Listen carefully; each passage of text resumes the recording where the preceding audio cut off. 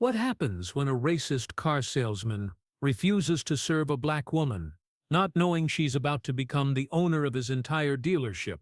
This story will leave you speechless. It was 2:30 p.m. on a Saturday afternoon when Simone Carter pulled into the parking lot of Premier Luxury Motors in downtown Atlanta. The dealership was impressive: gleaming glass windows, pristine showroom floors, and rows of expensive European cars that seemed to sparkle under the bright Georgia sun.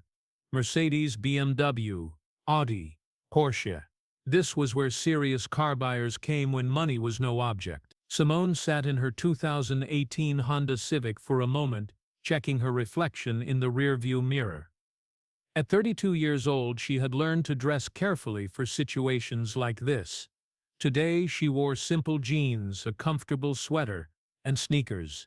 Nothing flashy, nothing that screamed wealth. She preferred it that way. It helped her see people's true colors before they knew who she really was.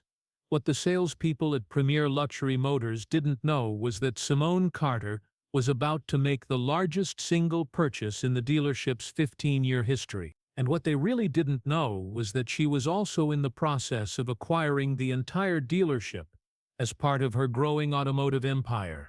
Simone had built her fortune from nothing. Raised by a single mother in East Atlanta, she had worked her way through Georgia Tech with a degree in business and finance, then started with a small used car lot that she'd turned into the most successful minority-owned automotive group in the Southeast. She now owned 12 dealerships across 3 states, but she always kept a low profile.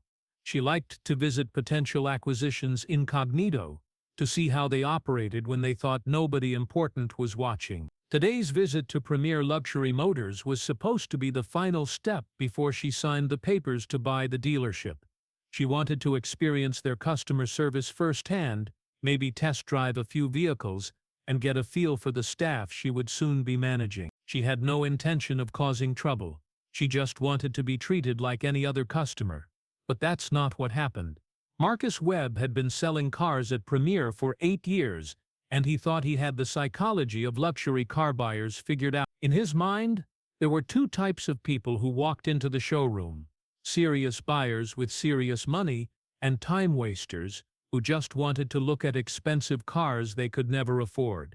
The moment he saw Simone walk through the front door, Marcus immediately categorized her as the latter. He watched her from across the showroom as she approached a silver Mercedes C-Class, running her hand along the hood with obvious appreciation. Everything about her, her casual clothes, her modest appearance, her youth, told him she was probably just another person who wanted to take selfies with luxury cars for social media. Marcus was busy with paperwork and didn't feel like wasting time on someone who clearly wasn't going to make a purchase. He had monthly sales quotas to meet, and the end of the month was approaching fast. He needed real customers, not dreamers. But dealership policy required him to approach every customer within 5 minutes, so he reluctantly walked over to where Simone was examining the Mercedes.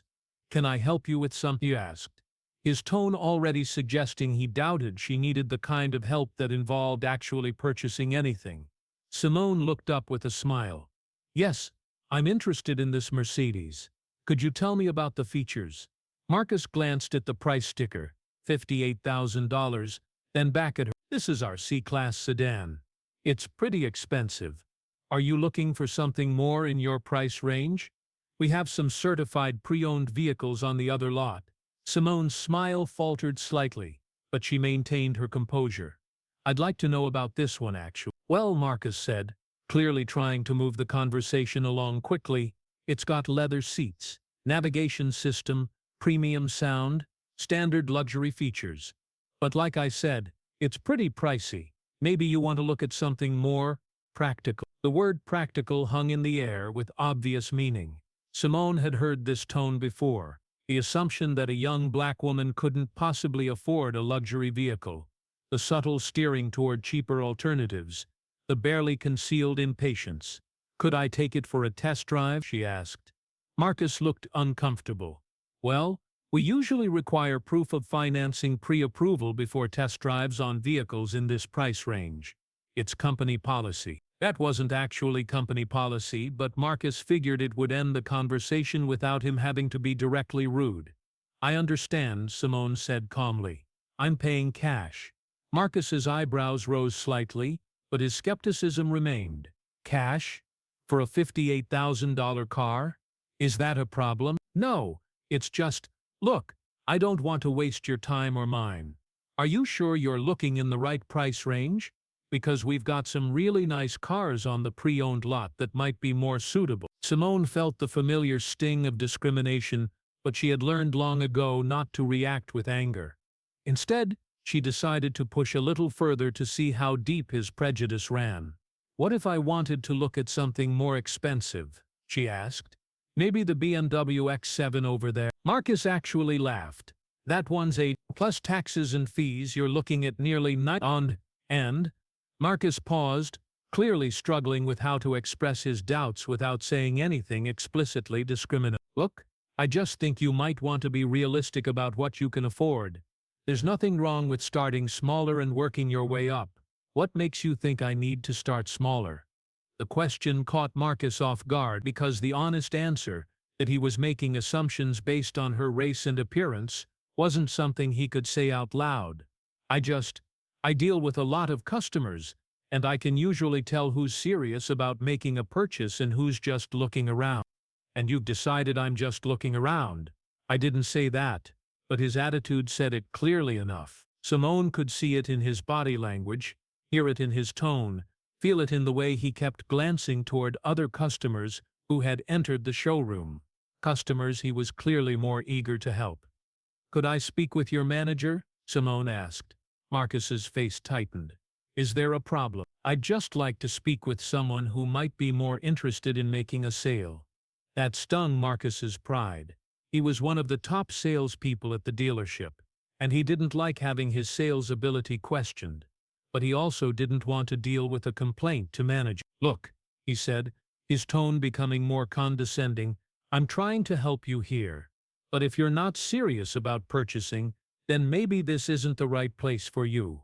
There are plenty of other dealerships that might be more suited to your needs. Simone looked at him steadily. And what needs would those be? Marcus realized he was venturing into dangerous territory, but his frustration was overriding his caution. I'm just saying, Premier Luxury Motors caters to a certain clientele, people who are used to this level of service, this level of vehicle. Maybe you'd be more comfortable somewhere else. The mask was coming off now. What had started as subtle steering and questioning had escalated into something much more direct and much more discriminatory. I see, Simone said quietly.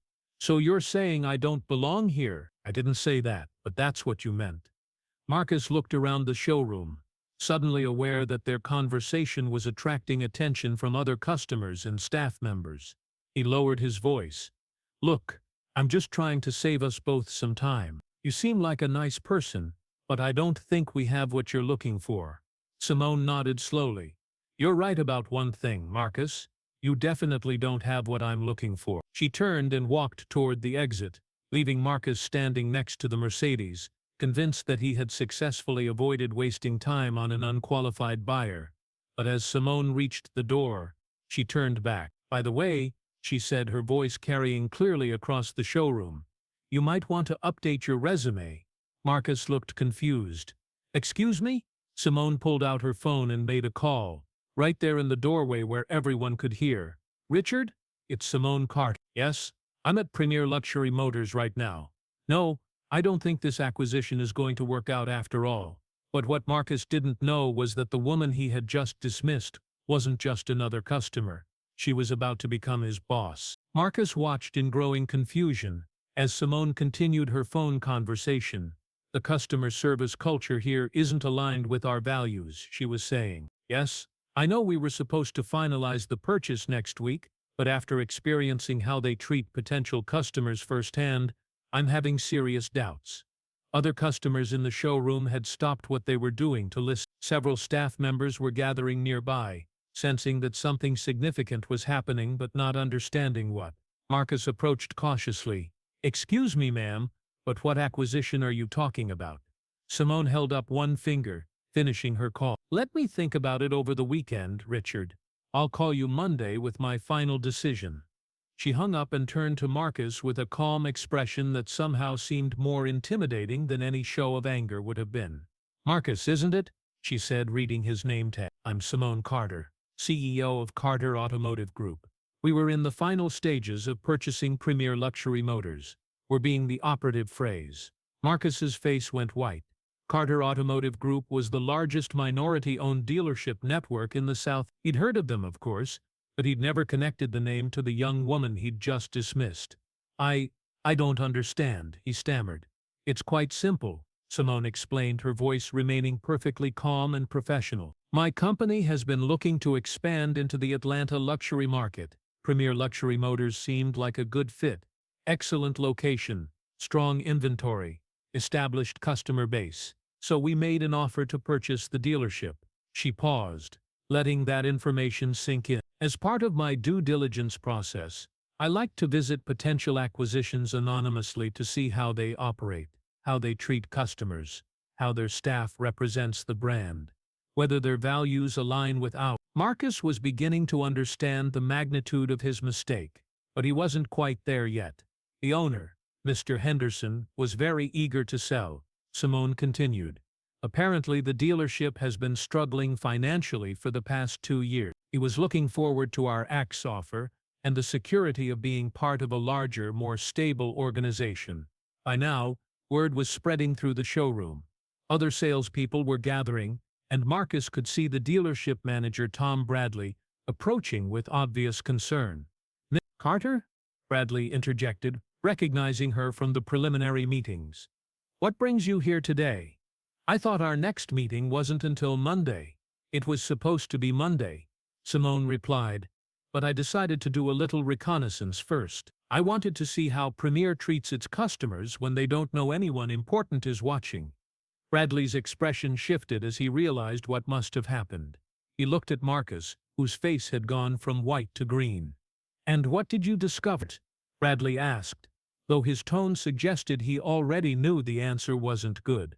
"I discovered," Simone said, "that your staff makes assumptions about customers based on their appearance. I discovered that potential buyers are steered away from expensive vehicles if they don't look the part. And I discovered that your sales team is more interested in protecting their time than serving their customers." She looked directly at Marcus. "I was told I didn't belong here. I was repeatedly steered toward cheaper alternatives, despite expressing interest in luxury vehicles. And when I asked for a test drive, I was told I needed financing pre-approval, which I'm quite sure isn't actually company policy for cash buyers." Bradley closed his eyes briefly. "Marcus, is this true?" Marcus opened his mouth, but no words came out. He was still processing the fact that he had just discriminated against the person who was about to buy the dealership where he worked. She didn't, I was just trying to." He was trying to save time, Simone finished for him. "He decided I wasn't a serious buyer and didn't want to waste his valuable time on someone like me." The showroom had gone completely quiet. Other customers were watching the drama unfold, some recording with their phones. The other salespeople were staring at Marcus with a mixture of shock and second-hand embarrassment. "Ms. Carter," Bradley said desperately, "I assure you this doesn't represent our values or our training.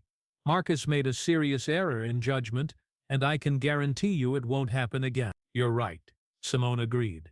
"It won't happen again, because I'm withdrawing our offer to purchase Premier Luxury Motors." The words hit the showroom like a physical blow. Bradley actually stepped backward. Several of the salespeople gasped audibly, and Marcus looked like he might faint. "Please," Bradley pleaded, "don't let one employee's mistake cost everyone their jobs. Marcus doesn't represent who we are as a company." Simone considered this. "Doesn't he?" "Because from where I stand, Marcus felt comfortable treating a potential customer this way in front of your entire staff. No one intervened. No one suggested he might be making a mistake. That tells me this behavior is either accepted or ignored here." She looked around the showroom at the faces staring back at her. "In my business, customer service isn't just about making sales. It's about treating every person who walks through our doors with dignity and respect." regardless of what they look like or how much money we think they have. Because you never know who might be watching, and you never know whose life you might change with a simple act of kindness or cruelty. Bradley was sweating now. Ms. Carter, what would it take to change your mind? Because I can promise you that Marcus will be terminated immediately, and will implement new training protocols. Mr. Bradley, Simone interrupted, the problem isn't just Mark. The problem is a culture that allowed this to happen, and that's not something you can fix with one termination and a training seminar. She turned to address the entire showroom, raising her voice so everyone could hear. I came here today planning to spend close to $100,000 on a new vehicle for myself, and potentially to employ every person in this building as part of my company.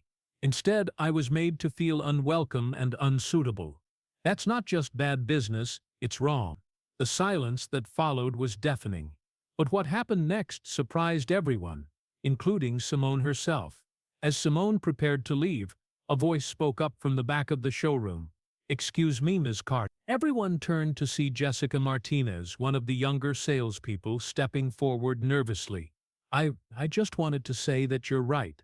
About the culture here, I mean. I've watched customers get treated differently based on how they look, and I've never said anything because I was afraid of rocking the boat.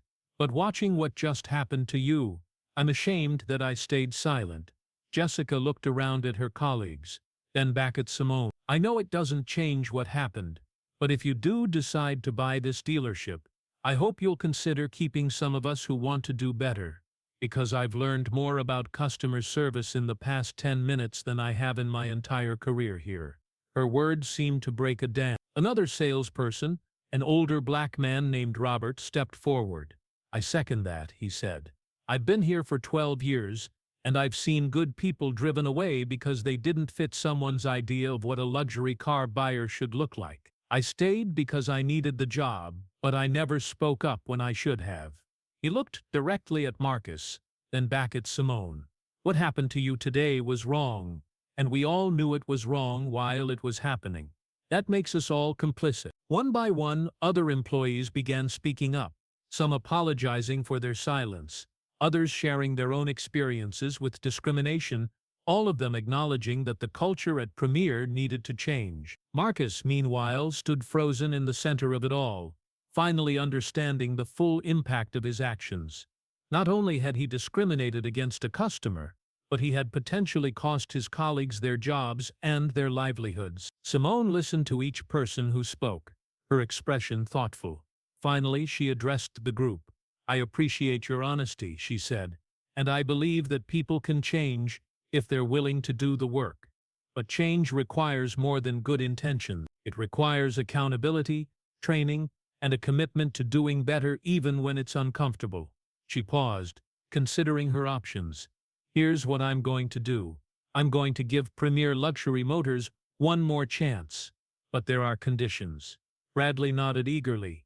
Anything. First, Marcus is terminated immediately. Not because I want revenge, but because trust, once broken, is hard to rebuild. His actions today showed that he's not ready to represent the values we need in our organization. Marcus finally found his voice. Ms. Carter, I'm sorry. I made a terrible mistake, and I understand if you can't forgive me, but please don't let my stupidity cost everyone else their jobs. Simone looked at him with something that might have been compassion. Marcus, I do forgive you, but forgiveness doesn't erase consequence. You had an opportunity today to treat another human being with dignity, and you chose not to. That choice has results. She turned back to Bradley and the rest of the staff. Second, every employee will go through comprehensive diversity and inclusion training. Not a one-day seminar, but a real program that addresses unconscious bias and teaches people to recognize their assumptions. Agreed, Bradley said immediately. Third, we're going to establish new policies and procedures that ensure every customer gets the same level of service regardless of their appearance or perceived financial status. And we're going to train staff to recognize that their assumptions about people are often wrong. She looked around the showroom again. And finally, we're going to create a culture where speaking up about discrimination isn't just acceptable, it's expected. Because silence in the face of injustice makes you complicit in that injustice. The staff nodded, many of them looking relieved that they still had jobs and hopeful about the changes that were coming. "Miss Carter," Jessica asked tentatively, "what about customers like you? People who might test our commitment to these new values?" Simone smiled for the first time since the conversation began. "You mean secret shoppers? Actually, that's not a bad idea.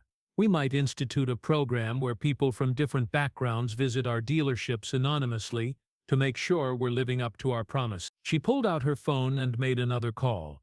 "Richard? It's Simone again. Yes, I've reconsidered. Let's move forward with the Premier acquisition, but I want to add some conditions to the purchase agreement." As she spoke, the energy in the showroom began to shift. What had started as a disaster was becoming an opportunity for real change. After she finished her call, Simone turned back to the group. "There's one more thing," she said. "I still need to buy a car, so let's see if we can get this customer service thing right on the second try." Jessica stepped forward immediately. "I'd be honored to help you find the perfect vehicle, Miss Carter." "Actually," Simone said, "let's make this a team effort. I want to see how you all work together to serve a customer. Consider it your first training exercise under the new management." What followed was a masterclass in customer service. The entire staff worked together to understand Simone's needs, show her different vehicles, explain features and options, and provide the kind of experience that every customer deserved. By the end of the day, Simone had purchased not one but 3 vehicles: a Mercedes for herself, a BMW for her business partner, and an Audi for her mother. The total sale was $247,000, making it the largest single transaction in the dealership's history. But more importantly, she had given everyone at Premier Luxury Motors a lesson in second chances, accountability, and the power of creating positive change from moments of failure. 6 months later, Premier Luxury Motors had become the most successful dealership in Carter Automotive Group's network. The diversity and inclusion training had been so effective that other dealerships in the area began asking about implementing similar programs. Customer satisfaction scores had increased by 300%, and sales had grown by. Jessica Martinez had been promoted to sales manager, and Robert had become the dealership's community outreach coordinator, building relationships with local organizations and ensuring that luxury car ownership felt accessible to everyone. Marcus Webb, meanwhile, had found work at a different dealership across town. The experience at Premier had been humbling, but it had also been educational. He began attending diversity workshops on his own time and eventually became an advocate for inclusive customer service practices. He never forgot the lessons Simone Carter had taught him, that assumptions based on appearance aren't just wrong, they're expensive. Premier Luxury Motors began hosting community events, offering financial literacy workshops, and partnering with local colleges to provide internships for students interested in automotive careers. They became known not just for their luxury vehicles, but for their commitment to serving every customer with dignity and respect. Simone often told the story of her first visit to Premier at industry conferences, using it as an example of how moments of discrimination could become opportunities for growth and change. "The goal isn't to punish people for their mistakes," she would say. "The goal is to create systems and cultures that make those mistakes less likely to happen in the first place." And whenever she visited the dealership, which she did regularly, she made sure to walk through the showroom and observe how customers were being treated. Not as a test or a trap, but as a reminder that respect and dignity aren't luxuries that only some people can afford. They're the foundation of good business and the basis of a just society. The real victory in this story wasn't in Marcus's termination or even in the success of the dealership. It was in the transformation of an entire organization, the conversations that started, and the young salespeople who learned that treating people with dignity isn't just the right thing to do, it's also the smart thing to do. Because you never know who might be watching, and you never know whose life you might change with a simple choice to see people as individuals rather than stereotypes. Sometimes the most powerful lessons come from the moments when we fail, as long as we're willing to learn from those failures and commit to doing better. And sometimes, just sometimes, giving people a second chance creates more positive change than punishment ever could.